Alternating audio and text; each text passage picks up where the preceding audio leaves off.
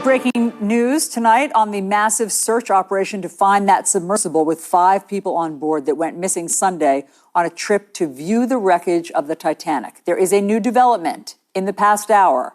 Crews searching for the sub reportedly heard today banging sounds at 30-minute intervals. Then, after additional sonar devices were deployed, banging was still heard.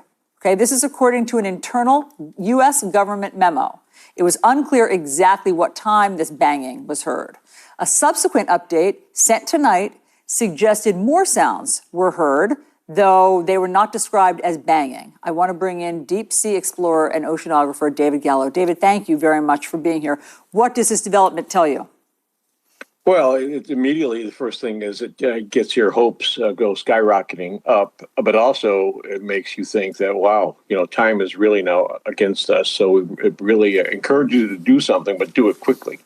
Because, anyway, you have to be, there's a little bit of caution here because if you remember Malaysian Air, there were all sorts of bangs and beeps and pops heard that were positively this or that and turned out to be none of those things.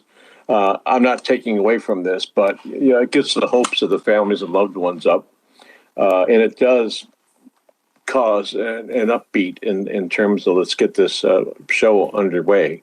So I'm looking at it as a very positive sign. And now the next question is how do we find out and how do we investigate right away about what these David, sounds? Maybe what about the every 30-minute interval? What does that tell you?